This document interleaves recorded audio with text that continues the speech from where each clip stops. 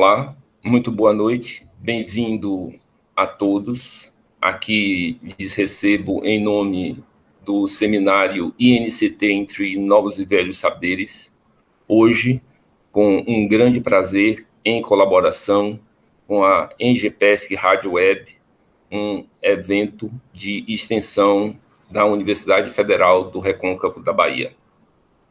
Temos o prazer de receber em nossos estúdios, vamos dizer que a gente está num estúdio, né, faz de conta, de receber em nossos estúdios a professora Favísia, do Instituto de Biologia, professora Favísia, a qual eu agradeço em nome do seminário e em nome dos programas de pós-graduação do Instituto de Biologia, Ecologia Aplicada à Gestão Ambiental, Ecologia, Teoria, Aplicação e Valores, Biodiversidade, Evolução e Microbiologia, que patrocinam, juntamente com o Instituto Nacional de Ciência e Tecnologia, dentro do projeto Estudos Interdisciplinares e Transdisciplinares em Ecologia e Evolução, esse evento.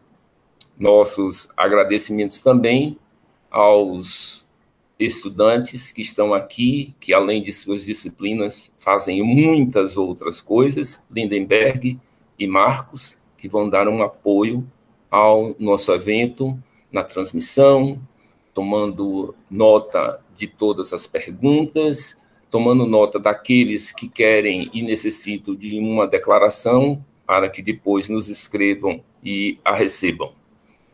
Lindenberg me lembrou muito bem, e vocês bem sabem, que nós estamos em uma situação de pandemia. Aqui mesmo, nesse momento, estou com vocês remotamente, ao meu lado, ao meu quase lado, em uma outra sala, minha esposa está tendo também um evento similar, e muitas casas provavelmente têm isto. Então, eventualmente, pode haver uma queda, mas sempre a gente retorna. Com um pouquinho de paciência de vocês, um pouquinho de paciência nossa, a gente consegue fazer isto, não é? Retornar, e assim é a vida, a gente cai e depois a gente se levanta. Então, eu vou de novo agradecer a presença de Favísia, vou pedir para que ela se apresente. Como eu lhe disse, ela é a pessoa que mais se conhece, e sua apresentação, então, é aquela que mais preenche as necessidades que nós queremos para sabermos quem é a professora Favísia, professora do Instituto de Biologia, que tem se dedicado não só aos estudos das abelhas, outros estudos também, e ela vai falar isso para vocês. Então, Favísia, por favor, você estará, então, com a palavra e com o vídeo a partir de agora. Boa noite a todos. Eu sou a professora Favísia, do Instituto de Biologia da UFBA. Eu sou bióloga, né? Sou formada pela Universidade Estadual de Feira de Santana, tenho doutorado em biologia também, em ciências biológicas, com ênfase em entomologia, pela Universidade Federal do Paraná. O meu doutorado foi doutorado sanduíche, com a Universidade de Kansas, nos Estados Unidos, e hoje eu vou trabalhando com vocês aqui, falando sobre esse tema, que é a minha paixão. Eu sou taxonomista de insetos, com ênfase em abelhas, e é um tema que eu amo muito, assim, eu sou apaixonada, e espero que os que não conhecem as abelhas e que não conhecem a taxonomia passem a conhecer, os que já conhecem vão se apaixonar um pouquinho mais, os que não conhecem vão passar, né, a conhecer e a se apaixonarem também por esse tema. Para mim, é uma alegria muito grande estar aqui hoje com vocês, porque a minha primeira palestra no seminário Velhos e Novos Saberes foi em novembro de 2010, tá? Então, a partir hoje, né, quase 10 anos depois, a gente volta, né, para participar novamente do seminário, Então, para mim, é um motivo de grande alegria. Eu coloquei nessa tela inicial aqui o meu endereço de e-mail, tá? O institucional e o do Gmail, o número do telefone do nosso laboratório e o do WhatsApp, caso alguém queira anotar, que queira conversar com a gente, trocar figurinha, né, colaborar. Então, nós estamos sempre à disposição para colaborar com os colegas no que a gente puder. Então, hoje a gente vai falar sobre o conhecimento da biodiversidade muito além da biologia e a gente vai conversar por que o conhecimento da biodiversidade ele demanda conhecimentos que vão muito além da biologia, e eu vou enfatizar isso com vocês através de algumas histórias sobre o trabalho que a gente faz em taxonomia com abelhas. Eu estruturei a minha fala em alguns pontos básicos. Primeiro, eu vou começar falando sobre a importância das abelhas para a conservação ambiental.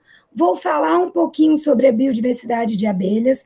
Vamos falar bem pouquinho sobre taxonomia, para que as pessoas que não conhecem entendam um pouquinho o que é a taxonomia. Vou falar também quem são as abelhas de uma forma mais geral, e aí a gente entra nesses desafios, né, da taxonomia que vão além da biologia. Antes que eu comece a fala, eu gostaria de agradecer a presença de colegas de todo o Brasil, né? A gente tem pessoas aí assistindo a palestra hoje de todo o Brasil, colegas de diferentes áreas do conhecimento, meliponicultores, estudantes, biólogos, engenheiros ambientais, agrônomos. Nós temos colegas de toda a América Latina, alguns colegas da Guatemala, Bolívia, Peru, Argentina, Chile, que confirmaram presença, e de vários outros locais da América Latina. Não tenho como precisar agora todas as localidades, mas prontamente, né, eu agradeço a todos os nossos estudantes de pós-graduação, graduação online, e os nossos colegas de diferentes áreas, inclusive os meliponicultores, que estão sempre presentes em nossas palestras. Então, para a gente começar nesse tema da importância das abelhas para a conservação ambiental, já é conhecido que os animais polinizadores, eles contribuem com a reprodução sexual de mais de 90% das plantas com flores, né, que são aquelas plantas do grupo das angiospermas. Dentre as plantas que são polinizadas por animais, 90% são polinizadas por insetos. Ou seja, que os insetos têm um papel fundamental, né, na polinização de plantas com flores, né, ou seja, na produção de alimento, na produção de frutos e sementes. Dentre os insetos polinizadores, 85% do que é polinizado, né, é polinizado por abelhas. E a gente fala, né, que a abelha é considerado polinizadores por excelência, e dentre esse 85%, inclui plantas que são de importância agrícola para a espécie humana. E, além das plantas agrícolas, tem outros tipos de plantas, que são aquelas que são importantes na indústria como um todo, na farmacêutica, cosmética, dentre outras áreas, né? Dentre as plantas agrícolas que alimentam o mundo inteiro, cerca de 35% são polinizadas por abelhas. A gente fala das plantas que alimentam o mundo todo, que incluem pelo menos 800 plantas que são importantes no mundo inteiro. Então, gente, assim, o papel das abelhas para a conservação ambiental e para a produção de alimento no mundo inteiro é extremamente importante, né? Então, em termos monetários, a gente tem que a polinização, ela traz um aporte financeiro de cerca de 112 bilhões de dólares por ano em todo o mundo. Então, é um serviço ecossistêmico gratuito que é fornecido pela biodiversidade e que realmente não é pouca coisa, né? 112 bilhões é bastante dinheiro, é dinheiro que eu jamais terei nos meus cofres, né? Durante a minha vida inteira, eu acho que se juntar a renda, né, da minha família inteira, dos meus amigos, de nós que estamos assistindo aqui, não vai chegar a esse montante por ano. Mesmo para algumas culturas agrícolas que não dependem diretamente ou exclusivamente da polinização, várias dessas culturas elas se beneficiam, né, do papel desses animais polinizadores, e isso vai incluir, né, melhor qualidade de fruto, semente, peso, forma do fruto, e por aí vai. Então, a polinização é um serviço ecossistêmico extremamente importante, que é prestado pela biodiversidade, que inclui esses animais, principalmente as abelhas. E quem são as abelhas, né? As abelhas são os insetos da ordem Hymenoptera, do grupo, né, Anthophylla, que são os amantes das flores, e embora, né, a espécie, no caso daqui, da região neotropical, mais conhecida seja a Apis mellifera scutellata, né, a subespécie scutellata, e no mundo inteiro a Apis mellifera, não existe só Apis mellifera, né, no mundo. A gente sabe que hoje já são computadas em torno de 20.500 espécies. A gente passou a marca de 20 mil espécies descritas para o mundo inteiro em 2013. 85% desse montante, né, são de espécies solitárias e somente 15% de sociais. Ou seja, a grande maioria das espécies de abelhas, né, são abelhas solitárias, são representadas por espécies solitárias. E por que as abelhas são consideradas polinizadores por excelência? Justamente pela sua grande diversidade, né? A gente tem espécies, né, de diferentes formas morfológicas, eu vou voltar mais adiante um pouquinho, grande diversidade, a gente vê aqui, são 7 espécies de abelhas que ocorrem no mundo inteiro, né? 5 delas ocorrem no Brasil, das 7 não ocorrem Melitidae e Stenotritidae. Uma das tribos mais conhecidas é das sociais, né, dos Meliponíneos, que são as abelhas sem ferrão, tribo Meliponine, tá? Outro caráter que faz com que as abelhas sejam considerados polinizadores por excelência é essa dependência de recursos florais, né, desde a forma larval até a forma adulta, né? A abelha, quando constrói o ninho, ela aprovisiona com pólen e outros recursos florais, e o adulto, ele também visita a flor para tomar néctar. Então, a gente vê essa dependência, né, desde a forma larval até a fase larval, até a fase adulta. Então, a gente vê a dependência, né, por recursos florais. E as plantas, elas fornecem para as abelhas não apenas alimento, elas fornecem abrigo. Aqui, ó, um exemplo lindo, Pitylotrix plumata. Essa foto foi feita na Chapada Diamantina, no Morro do Painaço, o macho dormindo na flor para esperar a fêmea vir coletar recurso pela manhã. Então, abrigo, sítio de cópula ou acasalamento, local de nidificação, material de construção, resinas, são inúmeros os materiais, né, que são fornecidos pelas plantas, né, para as abelhas. E por conta, né, dessa relação tão estreita entre plantas e abelhas, existem relações muito ou extremamente específicas como essa, que é essa espécie de Cássia barbérea, né, do sul, da África do Sul, né, que tem esse formato bem peculiar, com glândulas de óleo, e que a gente vê que o polinizador, ele exibe, né, adaptações extremas, como essa espécie aqui de rede viva da família Melítidae. Então, a gente sabe, né, ver que a evolução foi algo extremamente, um fenômeno, né, natural, extremamente importante, né, na modelação dessas relações, né, entre plantas e abelhas ao longo. E o conhecimento, né, da biodiversidade, ele é extremamente importante para a conservação ambiental. Como que nós vamos conservar o que a gente não conhece?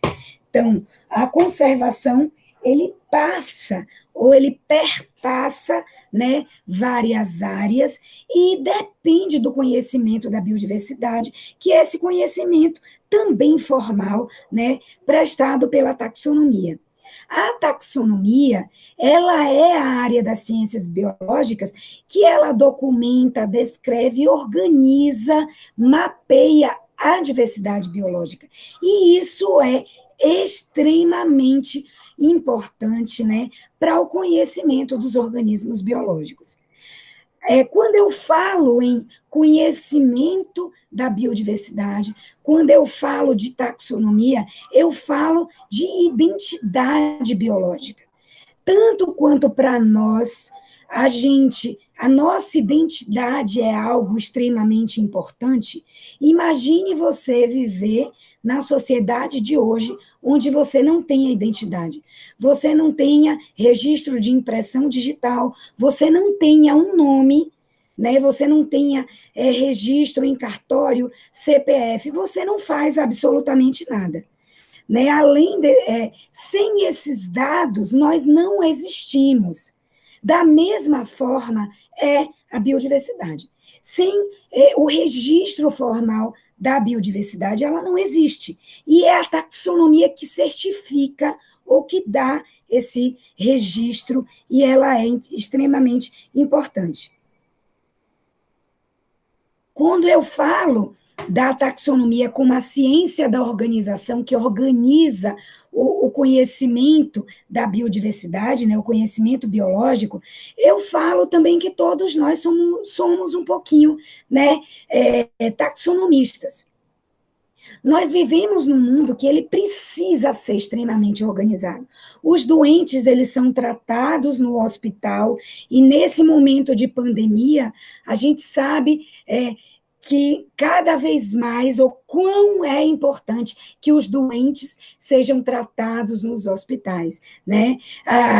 Que as lojas de sapatos vendam sapatos, que as de tecido vendam tecidos, de roupa, na nossa casa tudo é organizado, na biblioteca tudo é organizado. Então, todos nós somos um pouco taxonomistas. Na minha casa, tudo é organizado. No quarto, os itens de quarto, na sala, os itens de sala, na cozinha, né, os itens de cozinha, utensílios e alimentos. Então, tudo na nossa vida, ele é organizado, né, todas as coisas são organizadas de forma que melhore a nossa vida e que as coisas fluam de forma mais fácil e que salve vidas também. Imagine se a gente não tivesse as vias públicas para os carros transitarem e as calçadas para as pessoas andarem, né? A quantidade de acidente seria extremamente, né, grandes, né, muitos acidentes. Se a gente não tivesse o sistema de tráfego aéreo organizando os aviões, imagine a quantidade de acidentes que nós teríamos. Então, a vida, ela precisa ser organizada. E no caso da taxonomia biológica, ela nos dá, né, essa ideia de importância para que a gente saiba. A taxonomia, ela nos dá não apenas informações de forma morfológica, ela nos dá diferentes informações. Ela me diz, né, que a forma do dente X, Y e Z determina, né, a forma do pelo determina que um bicho seja carnívoro e não uma ave, para que eu não coloque uma raposa, por mais linda que ela seja, dentro de um galinheiro, porque senão ela vai comer as galinhas. Então, a taxonomia que vai me dizer isso, ela vai a determinar vários caracteres para que a gente entenda o mundo natural, como que ele funciona. Não apenas forma, mas função e comportamento também. O conceito de taxonomia ele é algo tão importante para o ser humano que ele está na Bíblia, né? Não sei se vocês já leram, mas se vocês nunca leram, eu indico que vocês leiam Gênesis 2:20, né? Onde conta a história de Adão, quando o Jardim do Éden, né, ele foi formado, que Deus deu a função a Adão de nomear todos os seres viventes da terra, né? Trouxe a presença de Adão no Jardim do Éden, né? Para que ele desse a cada ser vivo o seu nome. E ele nomeou todos os animais, rebanhos, as plantas, tudo que ali existia. Então, vocês verem que o conceito, né? Não estou falando em termos religiosos, mas o conceito da importância do conhecimento da biodiversidade, ele é extremamente antigo e importante para a espécie humana, porque tudo na nossa vida, se eu vou escolher qual planta que eu vou plantar para ser comestível, né? Eu preciso da informação taxonômica, quais os organismos que são benéficos ou maléficos, tudo isso depende, né, de informação taxonômica. A história de Noé também, para que Noé reconhecesse todos os seres, né, casal de cada ser, macho e fêmea. Olha que para nós da taxonomia, muitas vezes não é fácil reconhecer macho e fêmeas, né, das espécies. Tem várias espécies que foram descritas com base só em macho, outras só em fêmeas, porque o dimorfismo sexual é extremamente acirrado, e somente muitos anos depois que a gente descobriu que aquele macho era daquela fêmea, e aí a gente fez o casamento, né? Oficializamos o casamento entre macho e fêmea daquela espécie. Então, a gente vê que o conhecimento, ele da taxonomia, ele é extremamente importante. E nós temos, né, taxonomistas extremamente conhecidos e importantes, aos quais nós devemos muito do conhecimento que temos hoje, como Aristóteles e Linneu, Linnaeus, né? E no caso das abelhas do Brasil, nós temos o padre Moure, Jesus Santiago Moure, a doutora Danúncia Urban e o doutor Camargo, né? João Maria Franco de Camargo, padre Moure e Danúncia Urban, da Universidade Federal do Paraná, que foram os pioneiros, e o professor Camargo, da USP, né, de Ribeirão Preto. Eu tive a honra e o prazer de ter sido orientada pelo padre Moure e pela Danúncia, e de herdar deles essa paixão pela taxonomia e pelas abelhas também. E a taxonomia, ela é importante, gente, em absolutamente tudo. Imagine vocês, né, que as doenças virais, as fúngicas, as bacterianas, as zoonoses, né, doenças como dengue, zika, chikungunya, que a gente precisou conhecer o agente vetor, doenças de Chaga, malária, tudo, tanto quem era o agente que causa a doença, quanto quem era o agente vetor. Isso é conhecimento taxonômico.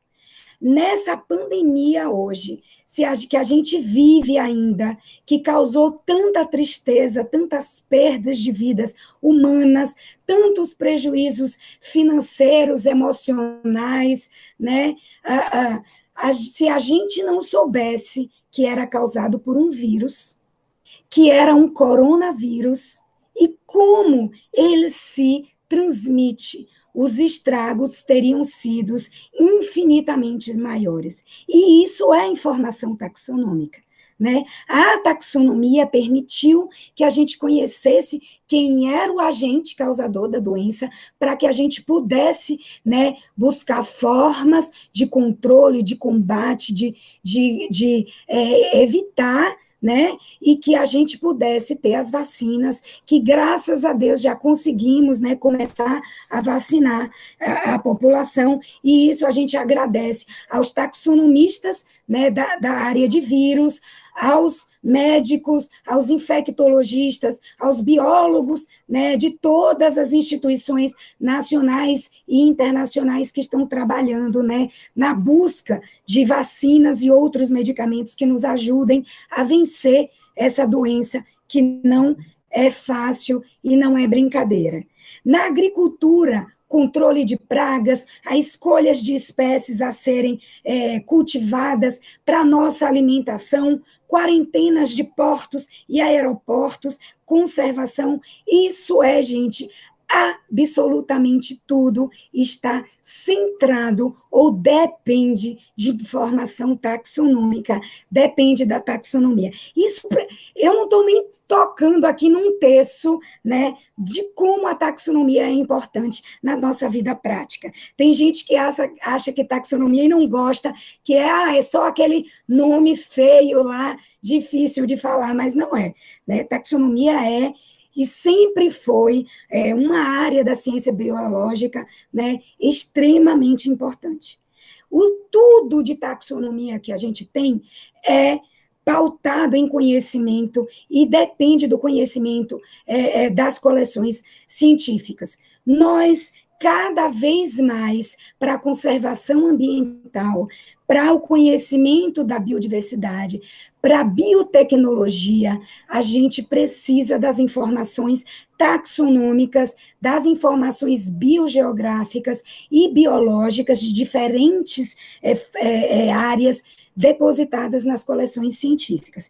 E aqui, mais uma vez, eu faço o meu apelo para as pessoas, eu sei que tem colegas de diferentes setores do governo trabalhando aqui para a gente voltar nossos olhos para a importância da manutenção, da conservação dos nossos acervos científicos e da taxonomia, que é uma ciência que cada vez mais tem passado por problemas, inclusive pela diminuição do número de taxonomistas, porque não é uma ciência nem fácil, nem reconhecida, né? O mundo inteiro vem enfrentando problemas, né, que a gente chama de impedimento taxonômico, causado principalmente pela desvalorização, como é que a gente fala assim, um não conhecimento ou reconhecimento da importância da taxonomia.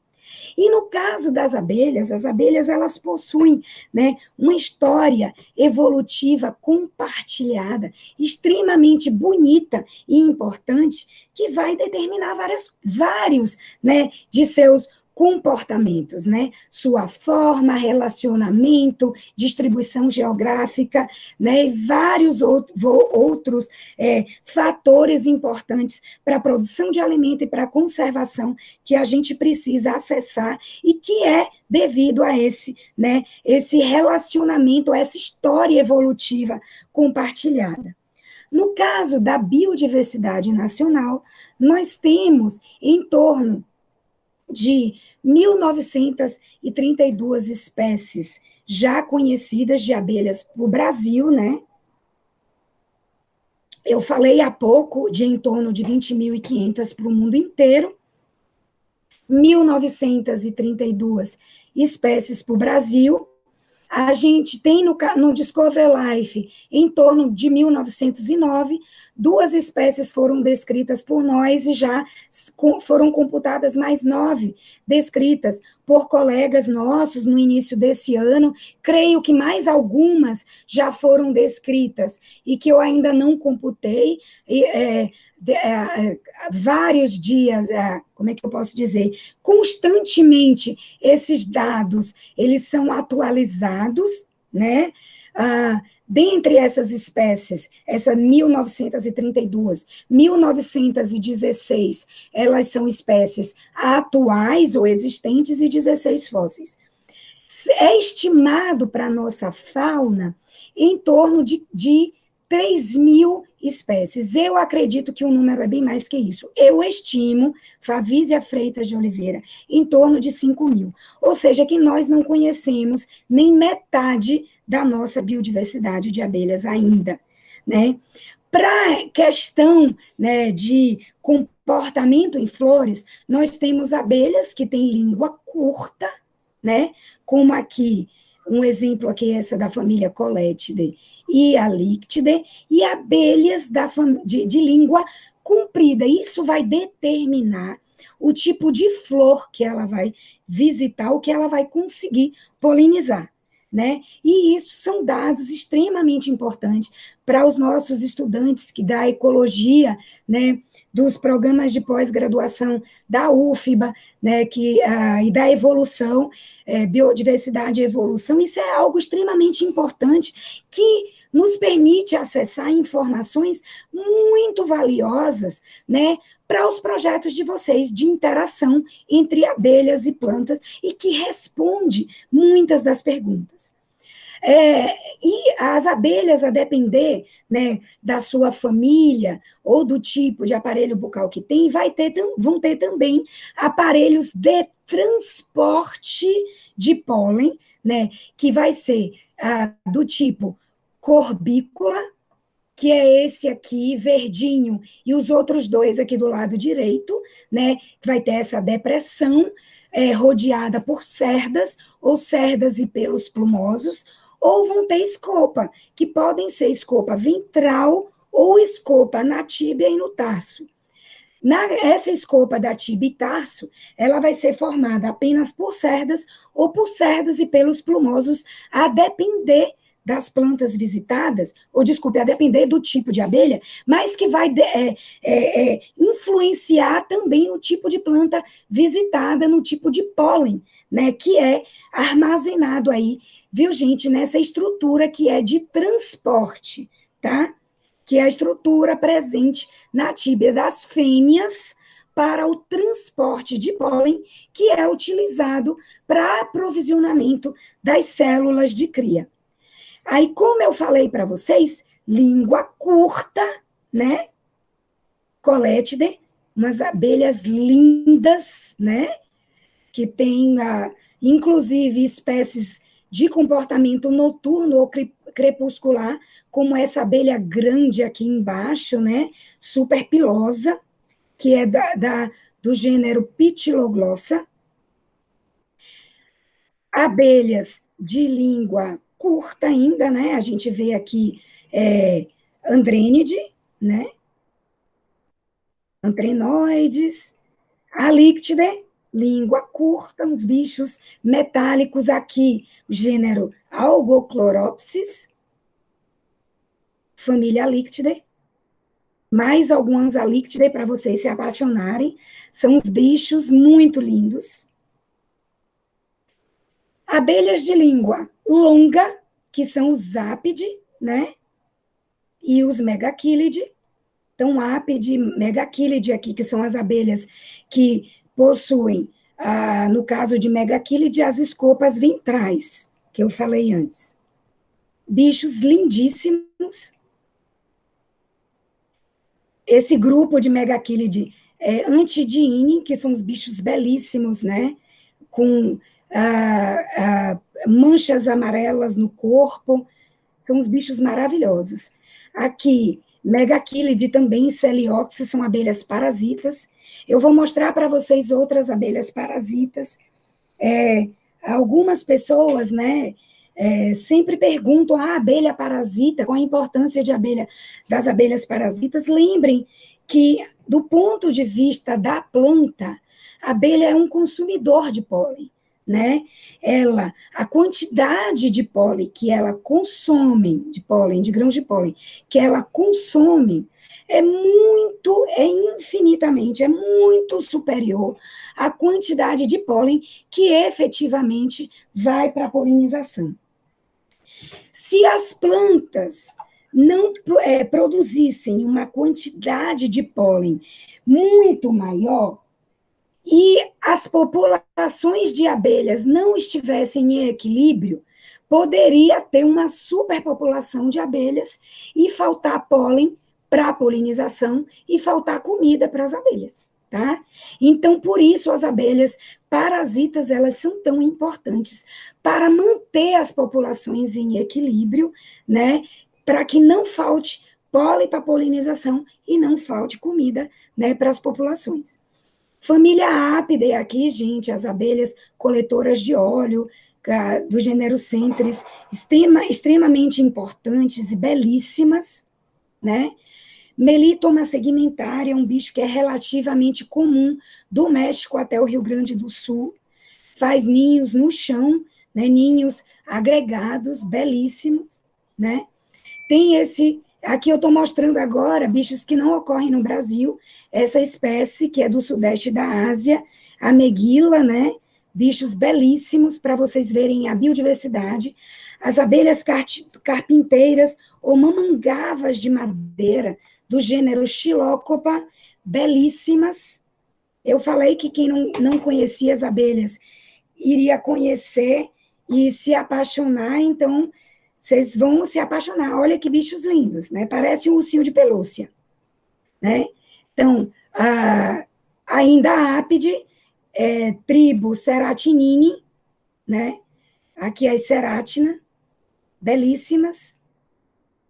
Mesoqueira, outro bicho que é parasita, belíssimo. Eu lembra que eu falei que eu fui orientada do Padre Moure e da Danúncia?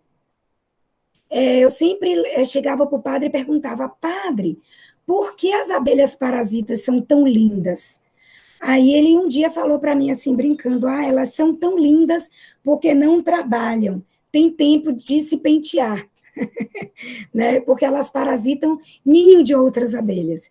Então, assim, era uma piada que ele contava, e para dizer, né, explicar por que elas são tão lindas, que os parasitas, olha outro parasita aí, africano, tireus, belíssimo, um bicho lindíssimo, né? Outra espécie de tireus aí, do norte da Europa e norte da África, né? As abelhas de orquídea, as mamangavas de solo, as mamangavas de solo em cima, as abelhas de orquídea embaixo, gênero Bombus e gênero Euglossa, os Euglossini, aqui Euglossa securígera, bicho muito lindo, né? Esaerete frontalis é uma outra espécie que também é parasita, né? As abelhas sociais, que são as mais conhecidas, né? As sociais sem ferrão, né? Tribo Meliponium, são chamadas de sociais porque tem divisão, colônias perenes, né? Com numerosos indivíduos, divisão de trabalho, sobreposição de castas, ou divisão de trabalho com divisão de casta, sobreposição de geração com polietismo etário, que é a divisão de trabalho de acordo com a idade dos indivíduos dentro da colônia. Então, a gente vê operárias e rainhas, né, que são as duas castas, e os machos, né, as duas castas dentro, né, da casta fêmea, né, do grupo das fêmeas. Então, a gente tem aí os meliponíneos se distribuem nas regiões tropicais e subtropicais do mundo inteiro, né? São abelhas que nidificam madeira no solo, ou fazem ninhos expostos. Tem entradas do ninho, que também é um caráter taxonômico que nos ajuda a identificar de diferentes formas, né? Que vai, cada gênero, né, ou grupo de espécies tem uma determinada forma de entrada, que não é específico, mas segue um padrão que nos ajuda a identificar. Ninhos que são estruturados em forma de cacho, em forma de favo, com ou sem invólucro, né? Aqui esse ninho aqui para mostrar os potes de mel e as células de cria de Leurotrigona, que são as abelhas minúsculas, em torno de 2 milímetros de comprimento, né? Que são as abelhas muito lindinhas, que eu sou apaixonada. As melíponas, que são bem conhecidas, essa é uma espécie, Melipona queen, que é fasciata, que faz ninho no chão, né? Várias abelhas que fazem ninho no chão também, como essa paratrigona subnuda, né? Muito lindas. No Brasil, a gente tem em torno de 250 espécies de abelhas sem ferrão, ou seja, de Meliponine, já conhecidas, né? Distribuídas em 29 gêneros, com cerca de 89 espécies que a gente acredita, ou de formas que podem ser espécies novas, ou seja, a gente tem pelo menos aí 34% da fauna, né, para descrever. Tetragonis angústula, que é a espécie mais conhecida na América Latina, bicho muito lindo. Oxytrigona, né, que essa espécie vinha sendo chamada de tataíra, a gente está resolvendo, né, o problema taxonômico dessa espécie, que é trabalho de dissertação de mestrado de um dos meus alunos, o Ramon Lima, que deve estar aí online agora assistindo conosco, né? As abelhas sem ferrão, embora elas não tenham ferrão, elas desenvolveram evolutivamente diversas formas, né, de defesa. E grudam no cabelo, mordiscam, jogam resina, e esse grupo desse gênero, elas liberam uma substância cáustica, né, produto das glândulas mandibulares, que queimam igual bituca de cigarro. Às vezes, a queimadura, ela pode ser, né, extremamente dolorosa, como essa foto aqui, que um dos meliponicultores, colaboradores nossos, do sul do Brasil, nos enviou essa foto, né, para mostrar que ele foi mexer no ninho e foi atacado. Por conta disso, elas são conhecidas de caga-fogo, ou abelhas de fogo, né? Tataíra, do Tupi-Guarani, significa tatá, fogo, ira, abelha, abelha de fogo, né?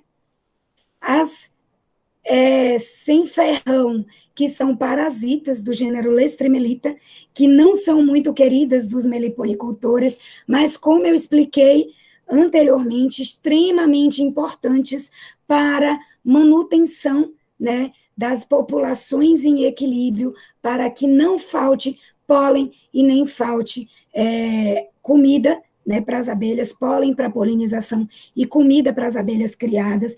Por isso que é muito importante que, quando os meliponicultores resolvam fazer adensamento de colônia ou instalar os seus meliponários, que cuidem do pasto apícola com plantas nativas, principalmente, porque muitas plantas introduzidas podem ter potencial invasor, o que não é indicado e pode causar muito impacto, né, para a biodiversidade local, tanto de plantas quanto de animais locais. A gente tem vários exemplos de plantas introduzidas que são tóxicas ou que desviam a fauna e que acabam causando impacto, né, para a biodiversidade de plantas locais, né, nativas locais. E agora a gente entra nos desafios da taxonomia, além da taxonomia propriamente dita, além da biologia. Eu vou dar esse primeiro exemplo aqui, que a gente publicou nesse artigo, né, publicado em 2003, que foi sobre essa espécie Chytrigona do Ederlein.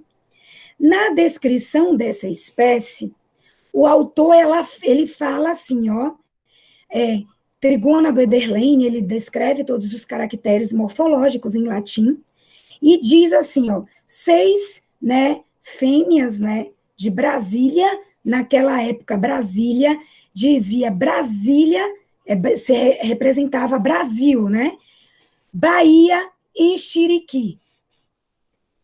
Aí, quando a gente foi fazer o estudo dessa abelha, Chiriquí é no Panamá, né? Chiriquí é uma localidade que, naquela época, muito conhecida no Panamá. Essa espécie ela foi descrita em 1900, né, Frise 1900, é um trabalho que ele publicou, né, descreveu esta e várias espécies de abelhas, é uma abelha sem ferrão, em 1900. Quando a gente foi fazer o estudo dessa espécie, nós acessamos material de vários museus do Brasil e do exterior, México, Panamá, né, de várias localidades do Panamá, Estados Unidos, vários museus dos Estados Unidos, Kansas, Nova York, que tem material de várias localidades do Panamá, material de várias localidades do Panamá depositados no seu acervo, né? De várias localidades mesmo, espécimes, macho, fêmea, de várias espécies de abelhas. E tinha vários espécimes de uma espécie que é bastante comum, né, que é a Phrisiomelyta pálpera, essa espécie de trigona, foi descrita como trigona, mas na realidade, hoje, ela foi passada para o gênero Phrisiomelyta, ela é uma Phrisiomelyta, que o nome correto seria Phrisiomelyta do Ederlane, e aí a gente descobriu que essa espécie não ocorre no Panamá. Não foi encontrada, né? A Phrisiomelyta do Ederlane, ela é uma espécie clarinha, e na descrição fica claro que ela é uma espécie clara, escutelo flávido, ferrugínea, ou seja, amarelo ferrugíneo, fulvoirta, a pilosidade é amarela. E o bicho que ocorre no Panamá tem o tegumento todo preto e a pilosidade é branca, esbranquiçada. E aí a gente ficou intrigada, como que a gente foi olhar o material de tipo e não encontramos esse material, né, de Chiriquí, que é no Panamá. O material da Bahia que eu encontrei não diz de qual localidade da Bahia é, só diz Bahia. E aí eu fiquei intrigada e fui pesquisar a localidade lá em Chiriquí, no Panamá, a distribuição geográfica, e fui ver, olhar a história, ler a história do material coletado, as expedições que foram feitas, quem tinha coletado o material que foi enviado para o Frise, e descobri que foi um alemão que coletou esse material. E que ele coletou e encaminhou para o Frise, que também era um alemão, que era o Enderlein, o nome do pesquisador. E aí me ocorreu o seguinte, imaginem um alemão chegando em Xique-Xique, na Bahia, e perguntando o nome da localidade, alguém dizendo Xique-Xique. Ele entendeu como, gente? Chiriquí, que era uma localidade já conhecida do Panamá. Então, a gente discute isso no trabalho, que com a forma que ocorre na América Central inteira, a gente tem material da Costa Rica, Panamá, né, ela é toda preta, possivelmente, né, o material que ele chamou de Chiriquí não seria de Chiriquí, foi um erro de etiquetagem, que provavelmente esse material era de Xique-Xique, na Bahia. E o Michener, ele discute também vários problemas relacionados ao material de Frise, porque como ele vendeu a coleção dele, vários espécimes que não eram tipos, ele marcou como tipos, para vender a coleção, para valorizar a coleção. E isso tudo traz muitas dúvidas, né? Por isso que todo o material de Frise a gente precisa estudar com muita cautela para saber de onde que é, né, o material realmente, e estudar quem foi o coletor e tentar entender a distribuição geográfica, pegar material da localidade tipo para a gente entender. Então, assim, não é um trabalho que demande apenas um conhecimento de taxonomia. Você vai ter que estudar história, geografia mesmo, né, para você entender. Aqui é outro caso, né, que foi o Brasil, ele participou, um caso de algumas espécies do Smith. O Brasil participou em 1862 de algumas, como é que eu posso dizer, de uma exposição, que era exposição que ocorria em Londres, né, nesse Palácio de Cristal, que eram exposições relacionadas a essas expedições que eram feitas, eram chamadas exposições universais de produtos baseados em produtos coletados no mundo inteiro. E o Brasil participou, né? Eram exposições que levavam amostras do Brasil de café, máquinas, abelhas, mel, cera, madeira, né? E que era feita nesse Palácio de Cristal em Londres. E várias espécies, né, que participaram dessa exposição, que foram levadas dessa exposição, só tinha o nome escrito assim, ó, na etiqueta, Brasil. E foram descritas por Smith, Frederick Smith, em 1863, como espécies novas. Só que o Brasil, gente, é o Brasil com proporções, né, continentais. E aí tem essa espécie Oxytrigona tataíra, né, que foi descrito em 1863. Em 1910, ela foi sinonimizada com uma outra espécie, que foi descrita do Sul. Em 1948, ela foi, né, revalidada, essa sinonímia, foi considerada, e de lá para cá todo mundo considerou como um sinônimo, e agora, no trabalho de Carol, minha aluna, e de Ramon, a gente viu que não é bem assim, e a gente está estudando para revalidar, né, uma das espécies.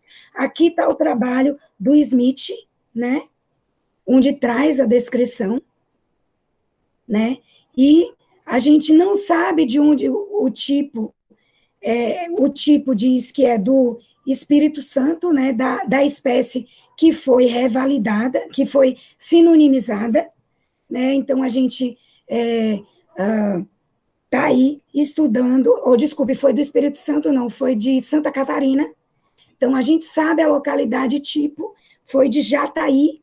Então a gente tem material da localidade tipo. A Tataíra, que não tem a localidade tipo, que só tem descrito Brasil.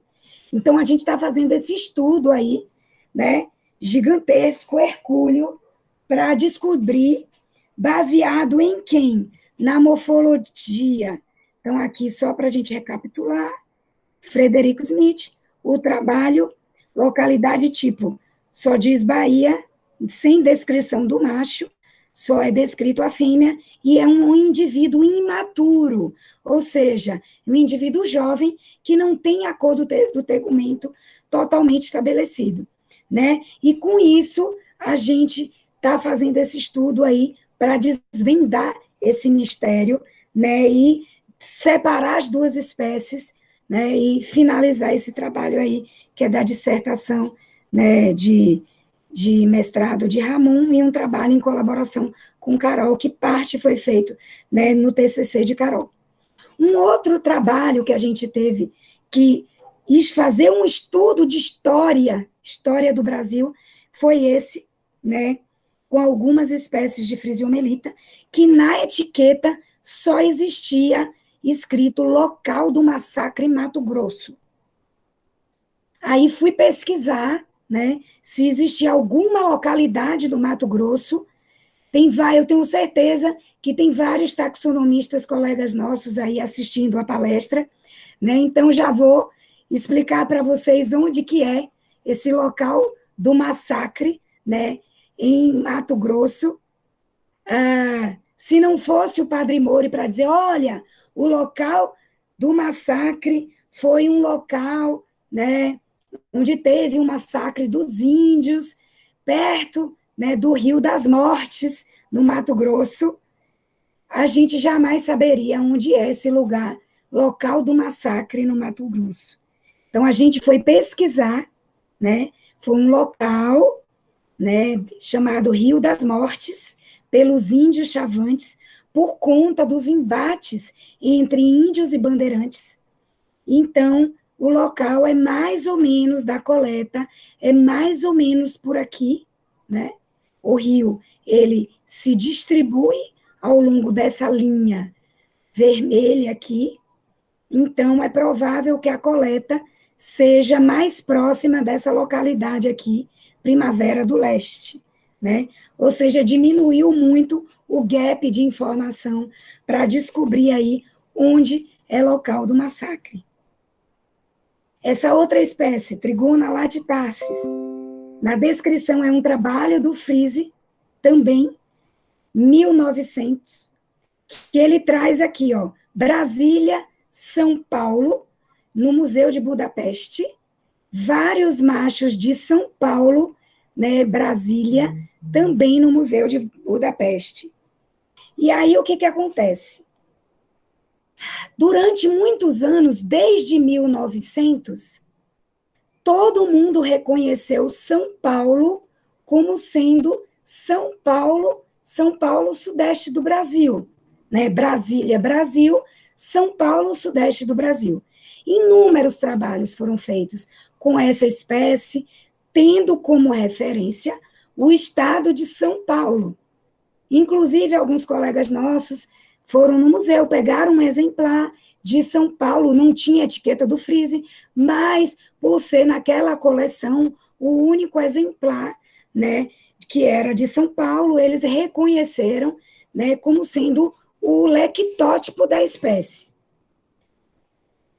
2014, eu tive a oportunidade de ir até Budapeste, onde eu estudei os machos, onde ele diz vários machos de Brasília, né, São Paulo, na coleção de Budapeste.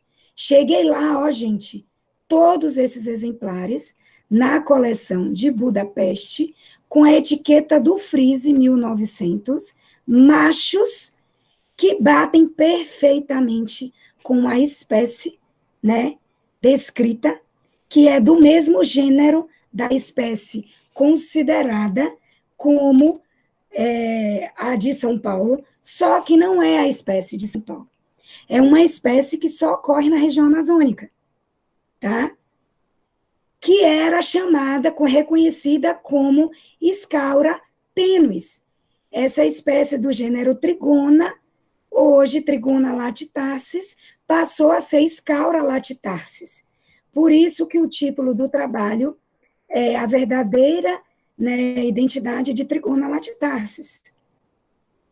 Só que é Scaura latitarsis, o nome o qual ela é reconhecido hoje. Então, a gente chegou à conclusão de que tinha algum erro de identificação com o São Paulo. A gente pegou várias outras espécies de Trigona, da mesma, ó, descrito no mesmo trabalho de 1900. Olha a letrinha da pessoa que coletou. Brasil, São Paulo, Brasil, São Paulo, São Paulo, com essa etiqueta numeradinha em nanquim preto. Tá vendo? Com a etiqueta do Frise. Todos com a mesma letra. A gente fez o teste da letra. A mesma pessoa, olha o B. Olha o B como que escreve.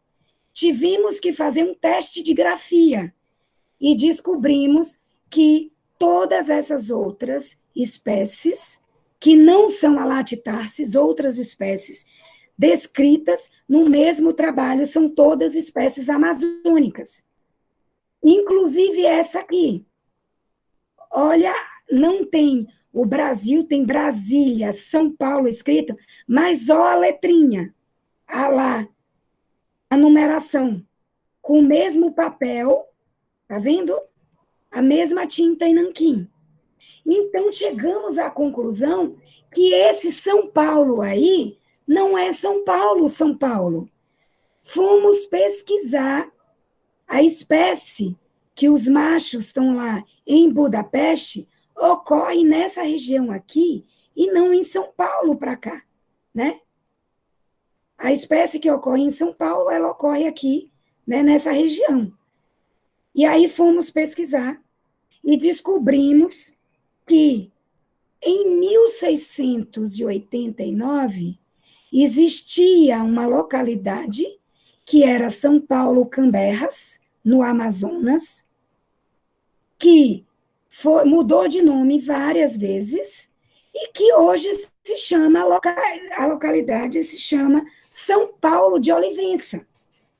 Então, todo o material de frise que tem escrito São Paulo, que foi publicado em 1900, o São Paulo, se não tiver escrito a localidade em São Paulo, pode não ser São Paulo, sudeste do Brasil. Pode ser São Paulo e São Paulo, em São Paulo de Olivença. Foi São Paulo Camberras, apóstolo, né? Em 1689, era São Paulo Apóstolo. Depois, em 1708, passou a ser São Paulo Camberras. E só em 1817, que passou a ser chamado São Paulo de Olivença, né?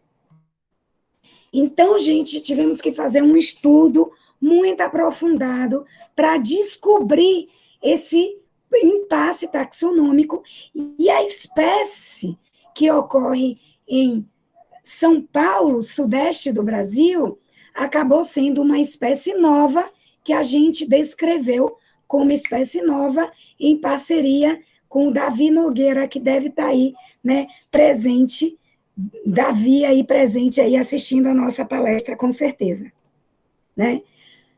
Essa é outra espécie que é um trabalho que estamos fazendo, né, com Ramon e Carol.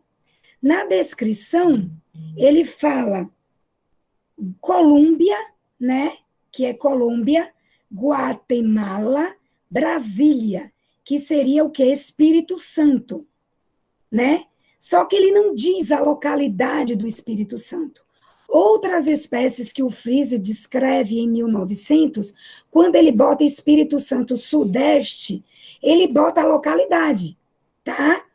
Então, aqui ele bota localidade. A gente lendo Trigona flavéola, que é Oxytrigona flavéola, olha lá, Ferrugínia, amarelo, Fulvoirta, do mesmo jeito, pelo, Alis e Alines, ou seja, que é a espécie tem a asa hialina, com a base fumata, mas o estigma é flavo, ou seja, o estigma é amarelo, o estigma da asa.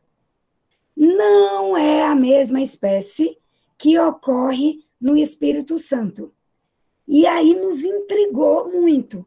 A gente suspeita que o que seja, existe um rio, né, que é município de Coari, Amazonas, que forma uma bacia chamada no Amazonas, chamada Bacia do Espírito Santo, que provavelmente seja, como muitos espécimes descritos nesse trabalho do Frise de 1900, eram de espécies amazônicas, é provável que essa abelha tenha sido coletada em alguma localidade, né, do Amazonas, próximo desse rio aí, que chama Espírito Santo. Aí sim, a espécie, a gente tem material do Amazonas e da Colômbia, que bate com a descrição, e é completamente diferente daquele exemplar do Espírito Santo. Mas até para a gente nem sabia, gente, eu não sabia que existia essa bacia do Espírito Santo, que não é uma bacia tão conhecida, mas existe. Então, mais uma vez, geografia, né, bacias hidrográficas, relevo, para a gente entender um impasse taxonômico. Por isso que é extremamente importante a gente anotar tudo, marcar com GPS, marcar o itinerário das datas, a paisagem, fotografar e na rotulagem de campo a gente colocar todas as informações, né, fazer etiqueta propriamente dita, para que no futuro, daqui a 30, 40, 50, 100 anos, a gente tenha informações precisas para que a gente possa conhecer propriamente a nossa biodiversidade, né? Não mandar material como esse aqui. A gente tem muito material da nossa coleção, que é material coletado em redes de interação, onde os nossos colegas só anotam isso. 18, 1A, ou PL32.PT23. O que isso significa? A nossa mente nos prega peça.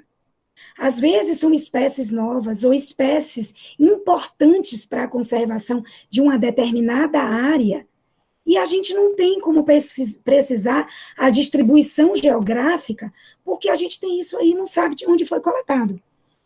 O trabalho que eu faço de organização da nossa coleção, ele é extremamente lento, porque eu estou tendo que fazer com os meus estudantes, espécime por espécime, esse trabalho de investigação que não é biológica para descobrir onde o material foi coletado. Então, assim, é um trabalho gigantesco, né? E alfinetes que não são adequados, enferruja, material mal montado. É o que eu digo sempre: se vocês vão coletar, coletem direitinho, vai matar o bicho, não justifica matar por matar. Se nós vamos sacrificar para o conhecimento, para o estudo de rede de interação, vamos fazer da forma correta e preservar esse material para diversos outros estudos, né? Guardar para a posteridade. A gente recebe material mal acondicionado que chega para nós assim, ó. A gente tem ensinado aos nossos colegas como coletar. Eu tenho material que eu recebi em 2013 e eu não consegui identificar porque chegou triturado. Até hoje, quando eu tenho um tempinho, eu tento descobrir de quem é aquela cabeça, olhando cabeça por cabeça, perna por perna, para ver se eu consigo. É um quebra-cabeça para montar o bicho, para ver se eu consigo identificar, porque é um material de uma região amazônica que nunca nunca teve levantamento de espécie. Então, é um material extremamente importante. Pessoas mandam para a gente material morto achinelado, é muito engraçado. Eu já recebi, por sorte, era material comum, que mesmo achinelada, o bicho assim, um papelzinho, eu consegui identificar. Jamais coloquem dentro da caixinha onde as abelhas estão espetadas bolas de naftalina. No correio, isso chacoalha e funciona como liquidificador. O material chega completamente destruído.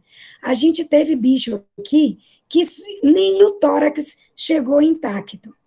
Nem colocar abelhas muito grandes junto com abelhas muito pequenas, porque as abelhas grandes são mais pesadas. Elas podem se desprender e bater, chacoalhar dentro da caixinha e quebrar, as grandes quebrarem as pequenas.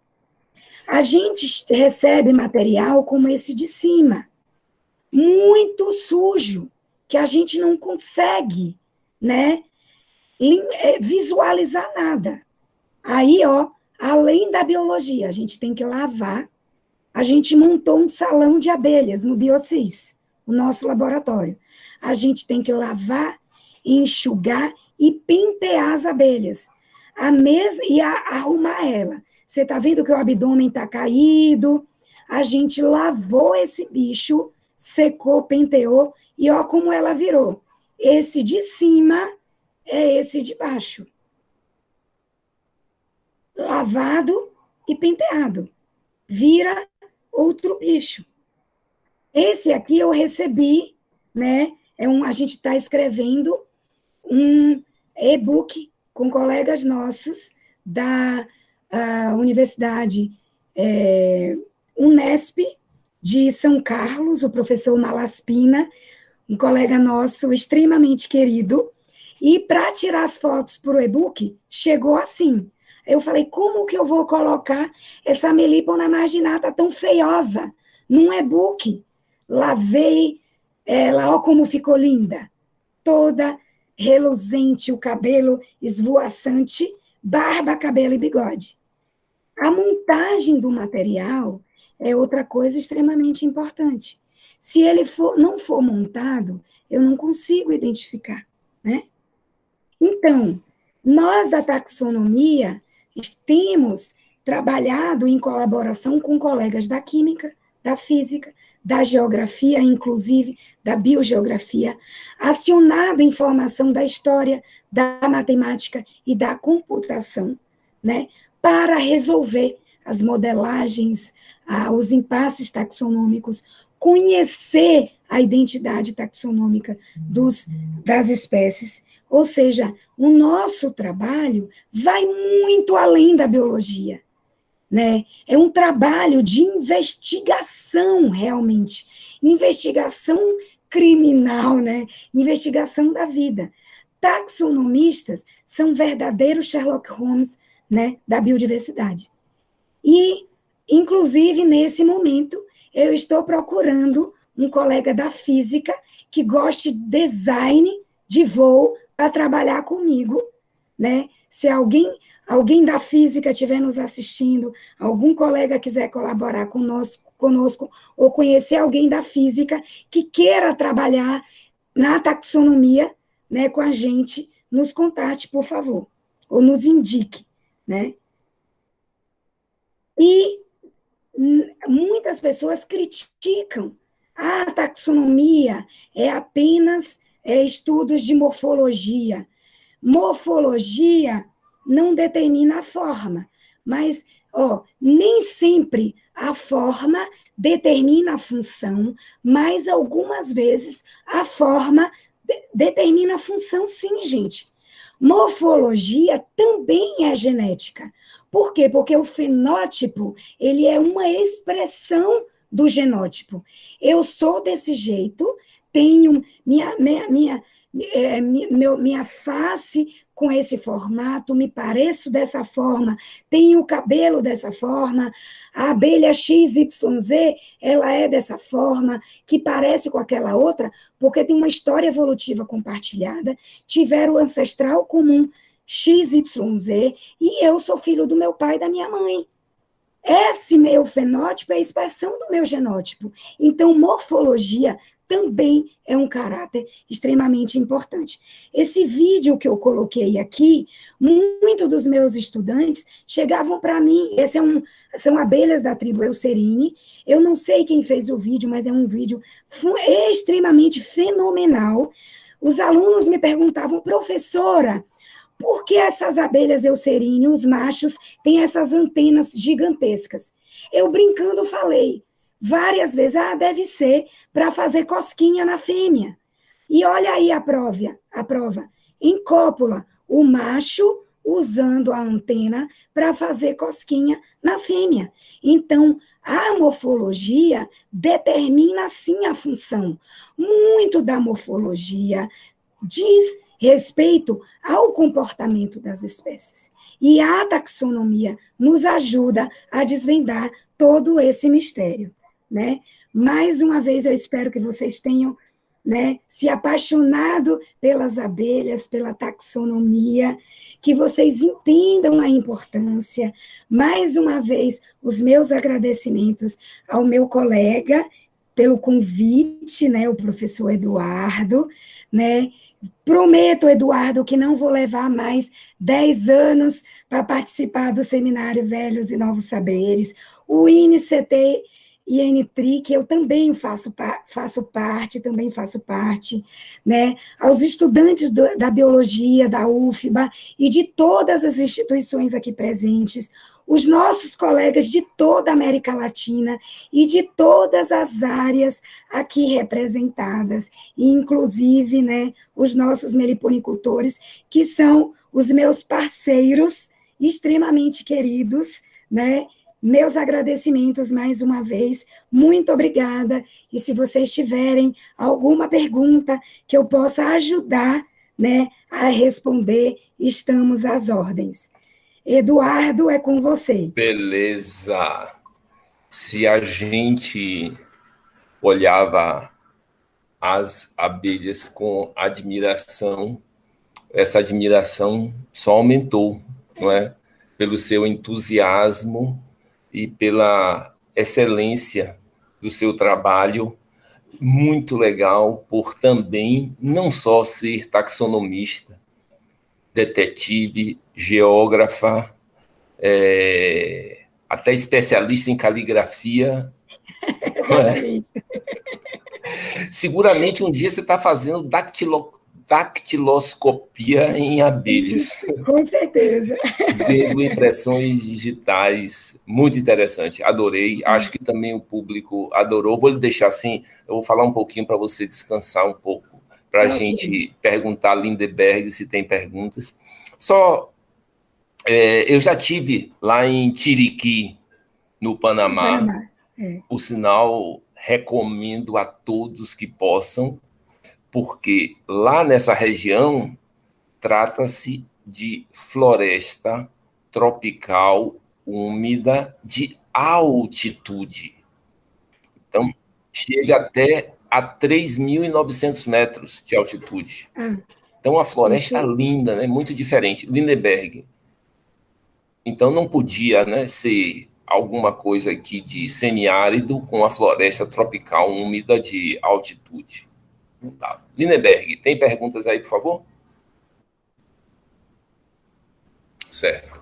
Então, como eu ia dizendo, né, esse local é muito interessante, biologicamente, muito vistoso, porque você vê essa floresta de altitude praticamente com 95% de umidade, e pior ainda que lá, quando estávamos, choveu quase todos os dias, mas ainda assim foi um local muito interessante para a gente visitar.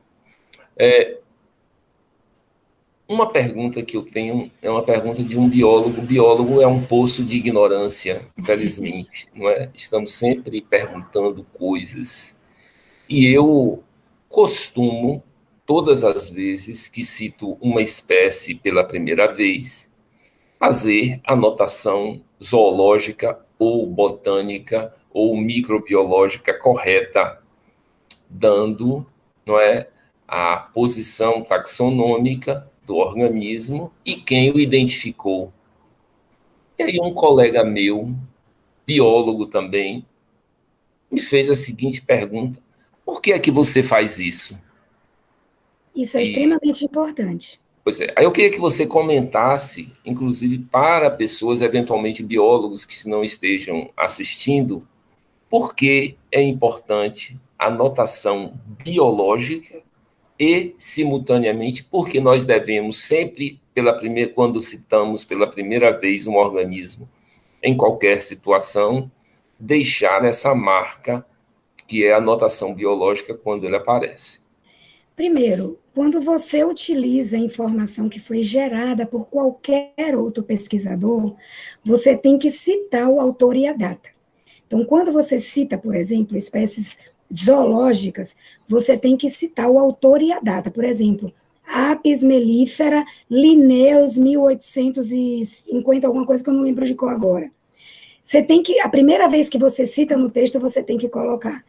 Por quê? Porque senão você está cometendo um plágio científico. Porque não foi você quem descreveu a espécie. Parte por isso. Segundo, é porque você precisa deixar claro que é aquela espécie de Linneu e não qualquer outra espécie que alguém considere lá como Apis mellifera. Porque o nome, ela me traz várias informações que são inerentes, única e exclusivamente para aquela espécie. E terceiro, nós precisamos valorizar a taxonomia. Os trabalhos de taxonomia, eles são tão pouco valorizados que o índice de impacto das revistas de taxonomia são baixíssimos. Por isso que a gente não consegue muito recurso A gente não tem recurso para trabalhar com taxonomia. A gente tem que colocar a taxonomia embutida em outras coisas para conseguir trabalhar com taxonomia. Então, assim, é algo incrível que é uma ciência tão antiga, né? Tão necessária e tão desvalorizada. Porque a maioria das pessoas utilizam a informação taxonômica, não cita o trabalho onde foi descrita a espécie, que você está trabalhando. Eu tenho discutido muito isso com os meus colegas e com os meus alunos, da importância de você citar. Agora, entre os colegas da ecologia, você é um dos poucos que cita. E eu te parabenizo por isso. Isso é extremamente importante, porque o nome e a principal categoria nos diz inúmeras informações, né? Muito, muito legal isso. Eu entendi já há alguns anos atrás o quão importante é fazer a citação correta, inclusive um tributo a quem se sentou, caminhou, pesquisou, pensou, refletiu para nomear uma espécie. Então, é algo que eu prezo muito e acho legal quando alguém reclama corretamente pelo valor da taxonomia, porque quase não, toda ciência biológica cairia por terra não tivesse o respaldo taxonômico, não é? Exatamente. Imagine como que você vai dizer, olha, aquela espécie ali, ela é venenosa, ela é tóxica, de planta, é parecida com aquela outra, essa aqui pode comer e aquela lá não pode. Então, se você não tiver o conhecimento taxonômico, qual que é a venenosa, qual que não é, e isso em tudo, para você fazer bioprospecção, para absolutamente tudo, para medicina, olha aí, a gente está numa época de pandemia que a gente precisa de medicamentos para aumentar a imunidade, para combater o vírus. Imagine se a gente não tiver o conhecimento taxonômico. É impossível você pensar em qualquer coisa de ciências biológicas e áreas afins que não precise de conhecimento taxonômico. Impossível. Até para vírus que não são seres vivos, nós precisamos do conhecimento taxonômico. Que eu considero vírus seres vivos. Tem DNA, é ser vivo, na minha concepção. É um ser vivo que ele não é, como é que eu posso dizer, tão evoluído, mas ele se reproduz, ele tem DNA.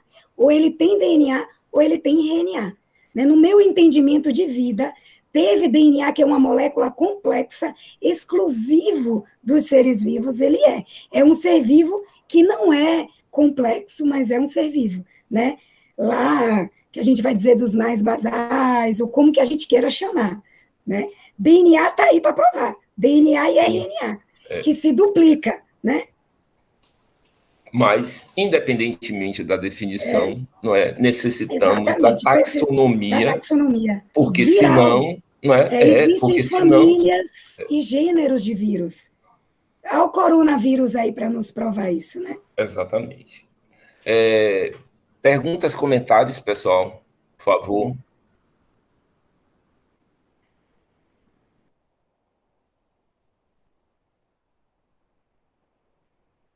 Olha só, a taxonomia, eu lembro quando a gente foi escolher o título, não é, Eduardo? Taxonomia assusta, né? Poucas pessoas se empolgam pela taxonomia. Cada vez mais a gente tem menos taxonomistas disponíveis, né? Infelizmente, porque não é uma ciência que seja muito fácil. Você tem que gostar, tem que ter talento, né, dom, você tem que ter paciência. Às vezes você leva um mês, um ano, pra vocês terem uma ideia. Teve uma espécie que a gente descreveu, espécie de abelha nova, de centres, que ela ocorre só em área de restinga, do Maranhão até Salvador.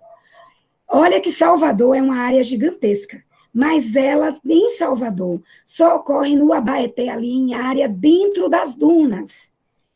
vai até o Maranhão, lá em cima, somente em área de dunas. A gente descreveu em 2013. Eu tinha essa espécie desde 2003, mas eu não tinha o macho para poder descrever como espécie nova. Eu sabia que era espécie nova, mas para conseguir publicar, levou 10 anos para conseguir o macho. A gente publicou em 2013, em colaboração com o Tiago Melma, que é um ex-aluno nosso de mestrado, pesquisador, nosso colega do INPA em Manaus, taxonomista, que era zootecnista, foi fazer estágio conosco de TCC na UFBA, se apaixonou pela taxonomia, depois cursou biologia, hoje como o Davi Nogueira, lá da Latitarsis, lá do São Paulo de Olivença, são zootecnistas e biólogos e taxonomistas que se apaixonaram pela taxonomista. Ambos eram da UFC, né, no Ceará. Parceria nossa, Biocis, UFBA, Ceará, que a gente recebe estudantes de todo o Brasil para fazer TCC conosco. Eles vieram fazer o TCC, se apaixonaram e hoje são taxonomistas já, né, reconhecidos. Então, eu falo para vocês aí que é preciso gostar.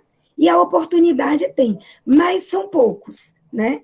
A gente tem conseguido aí, tem agora do nosso laboratório, vários alunos com talento, né, para taxonomia, inclusive o Ramon e a Carol, que eu falei, porque assim, eu trabalho com os meus alunos, a capacidade deles serem especialistas não de um grupo só. Eu trabalho com eles a paixão pela taxonomia para eles conseguirem trabalhar abelhas no geral, embora eles possam se especializar em determinados grupos, que são aqueles com quem eles se identificam mais, que eles gostam mais, mas que eles consigam reconhecer abelhas, né? Que é o que eu falo assim, tem que ser um taxonomista de abelhas, não é um taxonomista de um grupo só. E os meus alunos, eu tenho orgulho de todos eles. Inclusive, uma colaboradora nossa, a Franciele, que ela é do Paraná, né, que fez doutorado na ecologia, que trabalhou com ecologia, mas que tem todo o perfil, e é nossa colaboradora, que tem todo o perfil para taxonomia, e que conhece taxonomia até melhor que muitas pessoas que se dizem taxonomistas, porque fez treinamento conosco, né? Fez para o TCC, fez para o mestrado e fez para o doutorado, né? Trabalhou conosco, né, Fran, que provavelmente esteja aí online também. Então, assim, é necessário, mas a gente tem poucas pessoas, porque não é fácil. E não é só biologia. Vocês viram aí que a gente tem que estudar, inclusive, geografia e história, né? Para ser taxonomista, tem que estudar geografia, história e química. Tem muitos trabalhos que são feitos, né, com perfil de peçonha, que é feito por química, né? Que você tem que acessar a informação, que às vezes é só um perfil químico que separa uma espécie de outra. Não só de peçonha, como de cheiro, de feromônio, né? De várias outras. Espécies de grilos, que você precisa estudar acústica, porque o chamado do grilo é diferente para atrair a fêmea. De grilo e de rãs, de anuras. Então, a taxonomia ela vai muito além da biologia, né? E cada dia mais isso nos mostra o quão a ciência está. Aliás, ela sempre foi, mas está interdisciplinar. E precisamos de ter a colaboração de outros colegas para podermos caminhar, não só na ecologia, na fisiologia, na própria taxonomia. Isso não tem escapatória. Precisamos de colaboração para seguirmos. Lindenberg, mande aí, por favor.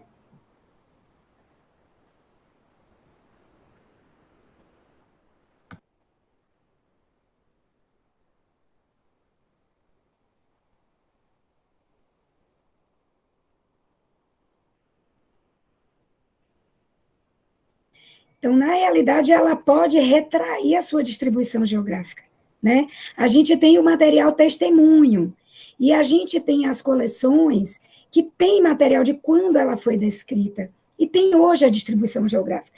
A gente já tem casos de extinções locais, que a gente tem o material coletado, tá, o testemunho na coleção, e ela retraiu a distribuição geográfica, né?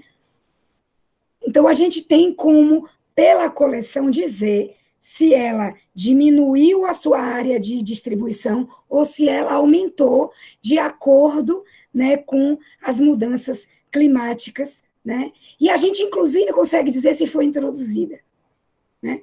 Porque a gente acessa várias informações, né? Inclusive de comportamento, padrão de distribuição geográfica, é muito importante. Eu posso só complementar alguma coisa aí, Fabrício? Sim, pode sim, professor. Como ele é calouro, não é?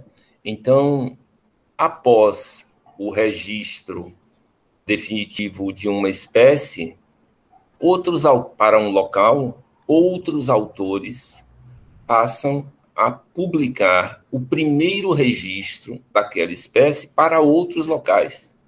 Então, por exemplo, a espécie, como você mencionou, foi classificada para a cidade de São Paulo, né, em 1800. Então, 13 anos depois, alguém a registra em Minas Gerais, ou alguém a registra no Amazonas, Então, a gente vai entendendo a distribuição daquela espécie, compreende? Então, a gente sabe onde é que ela apareceu, porque outros colegas que também trabalham com taxonomia registraram naqueles novos locais. E aí vai mostrando até onde essa espécie se distribui. E aí Ou que trabalham, né? Não é? Ou que trabalham com redes de interação. Eu tenho tido colaboração com muitos colegas da ecologia que trabalham com rede de interação e que têm nos trazido muitas informações valiosas sobre distribuição geográfica. A gente tem vários novos registros, né, de distribuição geográfica baseados nos levantamentos que são feitos das redes de interação. E extremamente importante.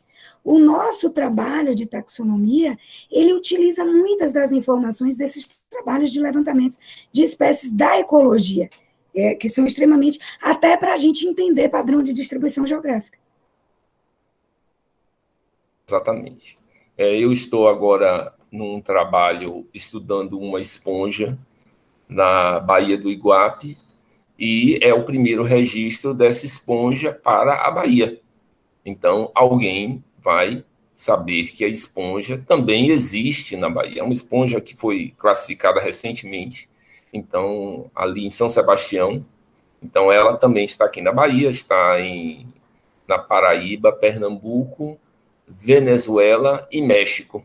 Que legal. Então, os locais onde a gente, né, quer dizer, a Bahia não estava, mas ela está agora registrada para a Bahia. A gente acabou de fazer o manuscrito, estamos pensando em onde vamos publicar, mas é uma informação que vai agregar a outras informações que existem. Lindenberg.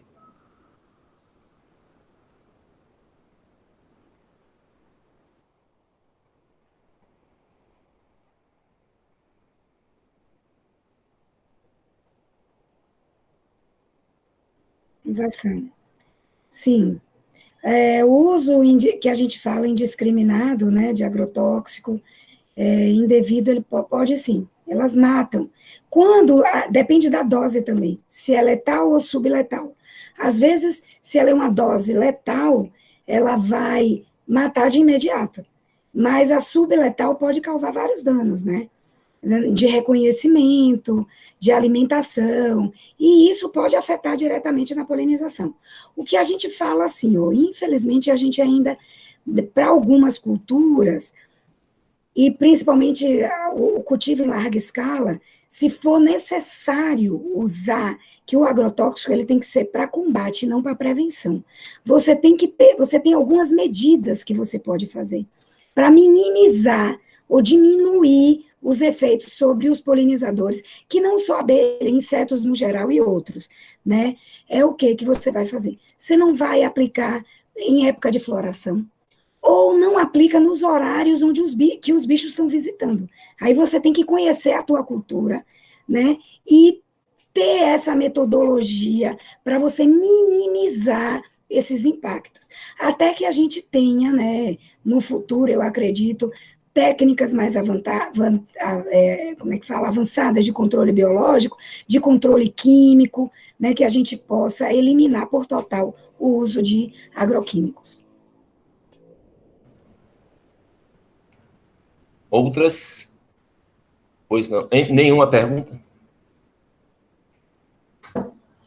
Eu estava conversando com Favísia e ela também me falou sobre alguns problemas que ela tem com sua voz. Nós estamos já próximos do horário que a gente estipulou. Como eu lhes disse, de minha parte, estou muito mais do que satisfeito, principalmente por ter aumentado meu enorme apreço pelas abelhas que prestam, não é uma questão que prestam serviço para os seres humanos. As abelhas prestam um serviço à natureza. Nós que a gente, com toda essa nossa, entre aspas, mas pode ser normalmente, essa arrogância antropocêntrica de vermos o planeta sempre pelo nosso umbigo, e ficamos olhando sempre, as abelhas são legais porque elas nos prestam grandes serviços. Não, as abelhas são legais porque desempenham funções ecossistêmicas fundamentais para a manutenção da natureza. E a gente tem que olhar os seres vivos assim, e se talvez olhássemos os humanos assim também, quiçá fôssemos melhores humanos.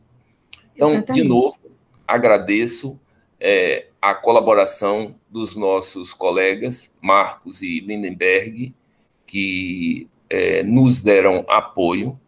Agradeço também às pessoas que estiveram aqui presentes. Muito obrigado pela atenção.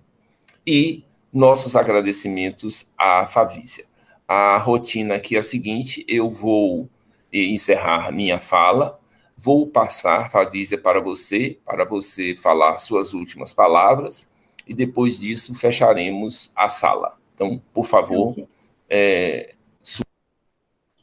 Mais uma vez, eu gostaria de agradecer o convite, dizer que eu estou muito feliz, né, de estar aqui nessa palestra.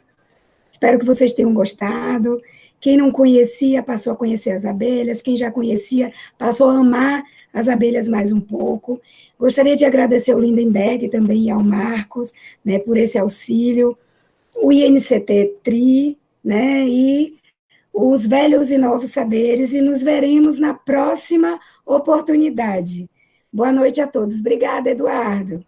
Valeu. Então, muito obrigado. Boa noite a todos. Lindenberg, você está autorizado a fechar a sala.